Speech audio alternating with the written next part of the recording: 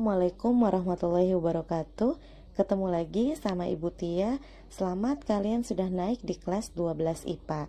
Di kelas 12 IPA semester 1 ini, kalian dimulai dengan belajar biologi bab 1, yaitu pertumbuhan dan perkembangan. Kompetensi dasar yang harus ditempuh menjelaskan pengaruh faktor internal dan faktor eksternal terhadap pertumbuhan dan perkembangan makhluk hidup. Dan sebelum belajar, kita awali dengan membaca Bismillahirrahmanirrahim. Sebelum kita masuk materi, di sini ada video ya. Coba kalian perhatikan dulu. Ini adalah pertumbuhan dan perkembangan yang terjadi pada tanaman bunga matahari. Selama ini kalian pasti bingung, apakah sama antara pertumbuhan dan perkembangan ataukah beda? Ya. Dan di bab ini kita akan kupas tuntas tentang pertumbuhan dan perkembangan pada tumbuhan dan pada hewan. Oke, silakan dilihat dulu ya videonya. Perhatikan dulu ya video berikut ini.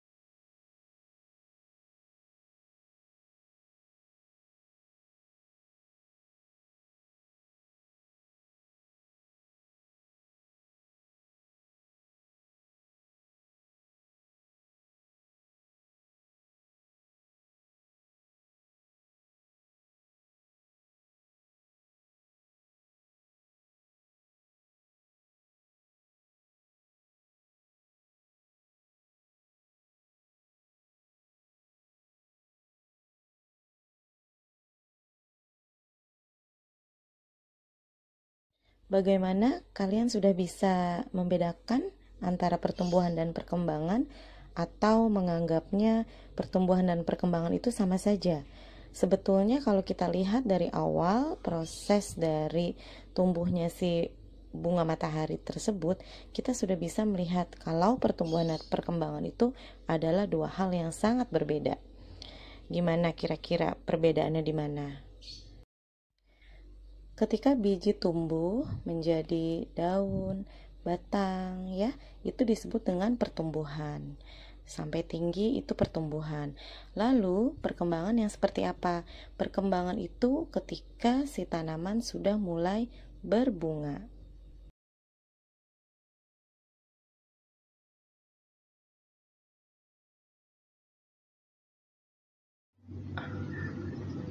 Oke, kita masuk ke materi. Jadi pada pertemuan kali ini kita akan bahas tentang definisi dari pertumbuhan dan perkembangan pada tumbuhan.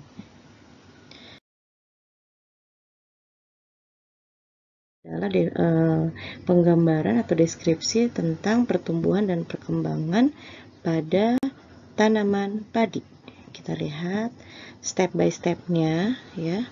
Nah, di sini kita lihat ada 1, 2, 3, 4, 5, 6 step atau 6 tahap.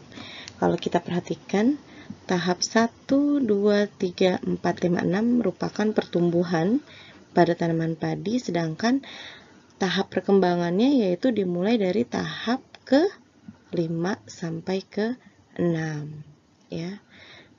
Seperti yang sudah digambarkan di video yang kalian sudah lihat ya.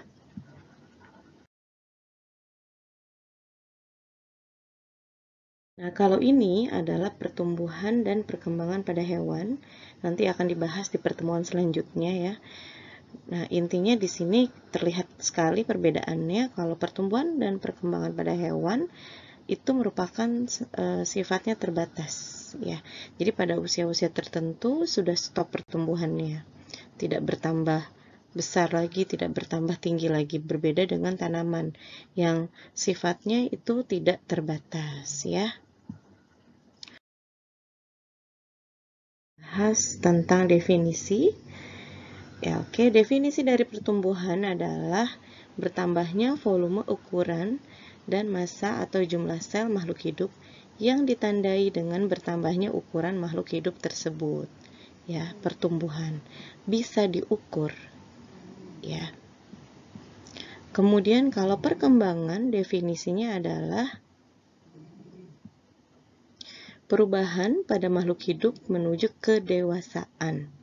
Perkembangan menyangkut aspek kualitatif, kelengkapan organ tubuh menjadi makhluk yang sempurna dan dewasa. Perkembangan berlangsung bersamaan dengan pertumbuhan. Misalnya, jagung yang tumbuh juga mengalami perkembangan, sehingga terbentuk struktur yang dewasa, yaitu bunga, buah, dan biji. Intinya, pertumbuhan itu sesuatu yang bisa diukur, karena bisa dinyatakan dalam bentuk berat atau kilogram misalnya, atau dalam bentuk tinggi atau sentimeter atau meter, dan sifatnya adalah kuantitatif.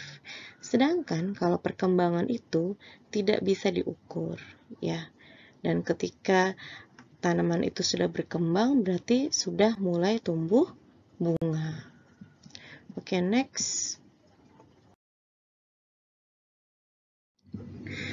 Di kelas 11, kalian sudah bahas tentang pertumbuhan. Pada tumbuhan itu terdiri dari dua, yaitu pertumbuhan primer dan pertumbuhan sekunder.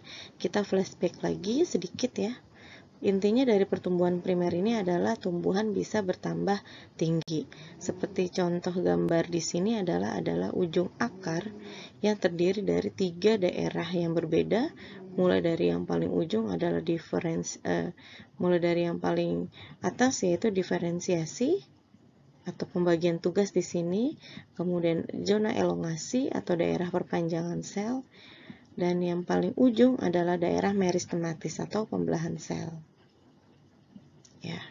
Dan ini adalah pelindung dari akar yang disebut dengan kaliptra atau tudung akar. Kelas 11 kalian sudah pernah bahas ini ya. Nah, ini bagian-bagiannya sudah kita tidak usah bahas. Oke, pertumbuhan primer ya berlangsung di titik tumbuh primer atau jaringan meristem primer yang terdapat pada ujung akar ya ini dan di ujung batang yang paling atas, sehingga menyebabkan tumbuhan itu bertambah tinggi atau memanjang. Nah, ini yang tadi kita sudah bahas ya. Ada 3 zona atau 3 daerah diferensiasi, perpanjangan sel, dan juga zona meristematis atau pembelahan sel.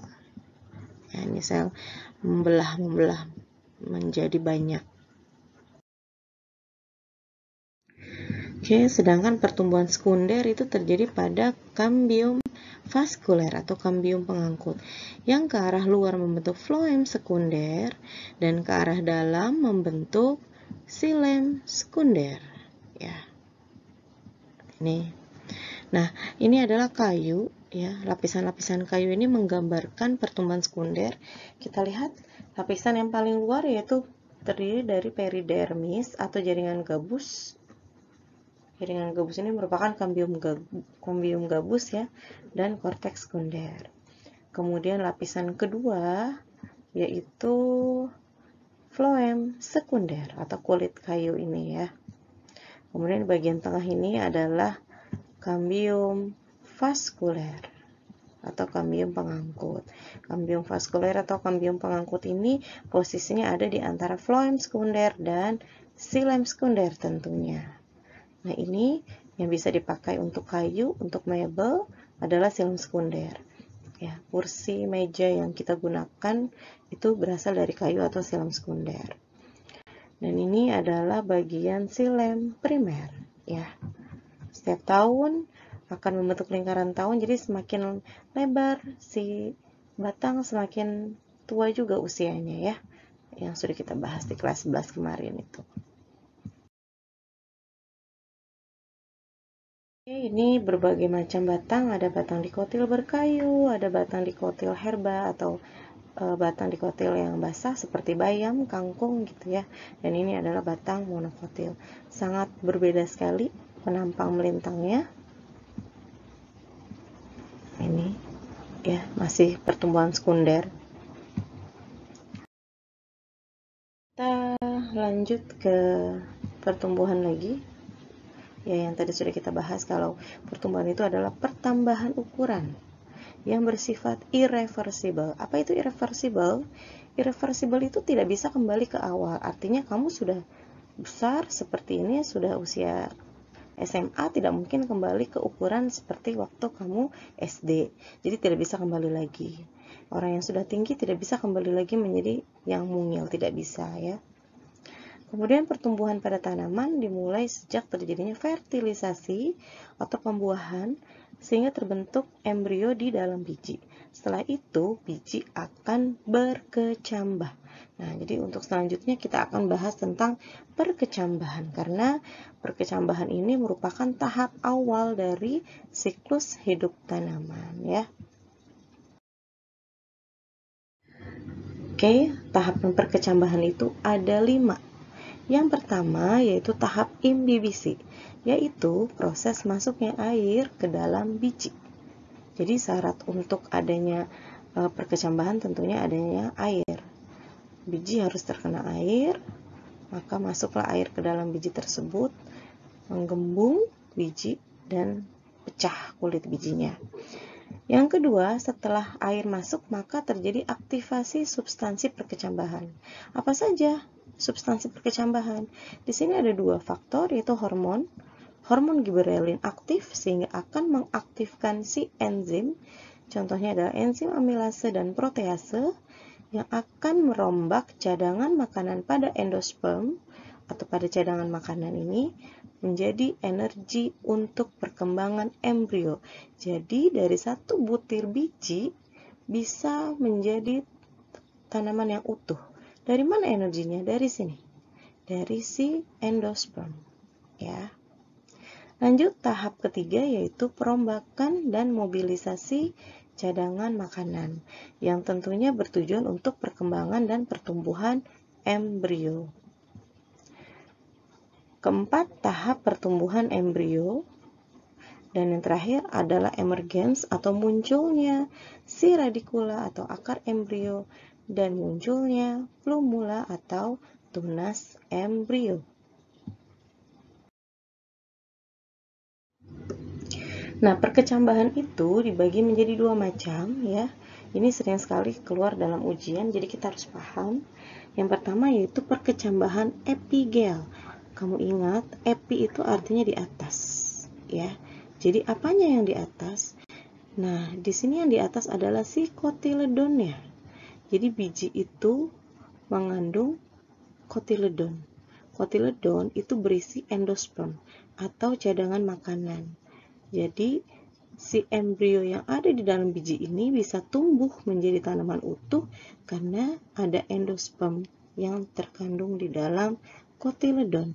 Dan ketika perkecambahan epigel, epi ini di atas, nah si kotiledonnya ini ikut naik ke atas, di atas permukaan tanah. Jadi ingat, epi itu atas ya, ikut naik ke atas. Apanya yang ikut naik ke atas? Yaitu kotiledonnya. Kita lihat ini ya, ikut ke atas. Nah, ini definisinya. Dan biasanya perkecambahan epigel ini terjadi pada tanaman dikotil seperti tanaman kacang hijau, kacang kedelai ya, epigel. Lalu perkecambahan hipogel. Kalau tadi epi di atas, ini hipo di bawah. Apanya yang di bawah? Kotiledonnya tetap ada di bawah tanah, tidak ikut naik ke permukaan atas tanah. Ya, ini kita lihat kotiledonnya tetap berada di bawah. Dan biasanya ini adalah tanaman jagung atau padi ya. Kita lanjut, sekarang kita menuju ke perkembangan ya. Pengertian perkembangan adalah peristiwa perubahan biologis yang terjadi pada makhluk hidup yang ditandai dengan perubahan sifat dan tidak bisa diukur, tidak bisa dinyatakan dalam kilogram, tidak bisa dinyatakan dengan meter atau sentimeter, karena bersifat kualitatif, ya, bukan kuantitatif. Dan Apa ciri untuk perkembangan yang tadi sudah kita bahas sebelum-sebelumnya? Ya, tumbuhan itu bisa menghasilkan gamet, bunga atau buah, sehingga bisa memberikan ciri dari kedewasaannya. Oke, itu materi kita, dan untuk selanjutnya kita akan lihat beberapa video-video selanjutnya ya. Oke, kita lihat dulu video yang akan Ibu tampilkan. Video yang pertama yaitu tentang proses perkecambahan. Kita lihat bagaimana proses lengkapnya. Luar biasanya biji, karena dari satu butir biji dia bisa menjadi tanaman dewasa yang sangat utuh. Dari mana energinya? Tentunya dari kotyledon yang terkandung di dalam biji. Dan ada 3 faktor yang mempengaruhi dari perkecambahan. Yang pertama yaitu adalah air, kemudian udara, dan suhu. Kita lihat di dalam biji itu terdapat embrio dan kotyledon.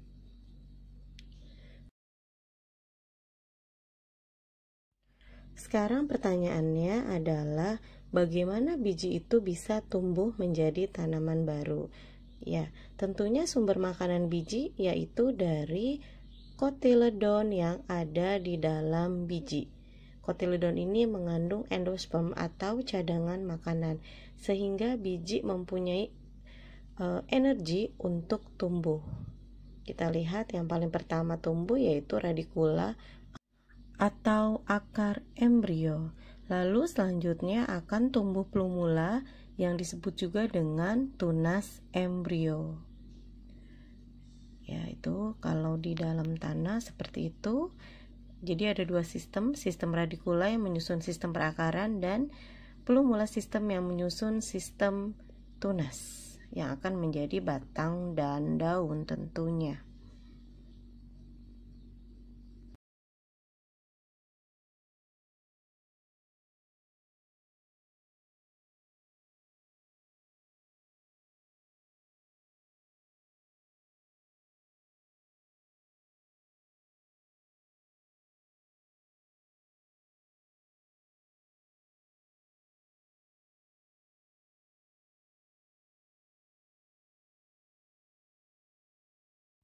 Video selanjutnya yaitu perkecambahan epigel. Di sini sebagai contoh adalah perkecambahan pada tanaman kacang hijau. Kita lihat itu sudah mulai proses perkecambahan, kulit bijinya sudah mulai pecah, kemudian diiringi dengan tumbuhnya radikula atau akar embrio. Perkecambahan epigel yang sudah kita bahas sebelumnya yaitu perkecambahan yang kotyledonnya ikut naik ke atas permukaan tanah, dan ini biasanya terjadi pada tanaman dikotil. Selanjutnya adalah perkecambahan hipogeal, dan ini contohnya terjadi pada jagung. Perkecambahan hipogeal itu berarti si kotyledonnya tetap berada di bawah tanah, tidak ikut naik seperti pada tanaman yang perkecambahannya secara epigel. Ya, kita lihat sudah mulai proses, radikula dan plumulanya sudah mulai muncul, dan kita lihat kotyledon tidak ikut naik, tapi tetap berada di bawah permukaan tanah. Ya, sudah muncul plumulanya ke atas tanah. Oke, sudah mulai tumbuh menjadi daun. Dan kalau sudah bisa menjadi daun ini sudah bisa melakukan fotosintesis. Lihat, tidak ada kotyledon yang ikut naik seperti pada perkecambahan epigel. Ingat, ini terjadi pada tanaman monokotil ya. Dan video yang terakhir yaitu tentang perkembangan. Di sini kita lihat macam-macam mekarnya bunga pada tanaman yang berbeda. Dan ketika tanaman itu mulai berbunga, disitulah perkembangan mulai terjadi. Tumbuh bunga tentunya diiringi juga dengan tumbuhnya buah dan biji secara bersamaan. Oke, terima kasih karena kalian sudah menyaksikan video pertumbuhan dan perkembangan part 1 ya, nanti akan ada lanjutannya. Terima kasih. Semoga kalian paham ya. Jangan lupa di like, komen, dan subscribe. Wassalamualaikum warahmatullahi wabarakatuh.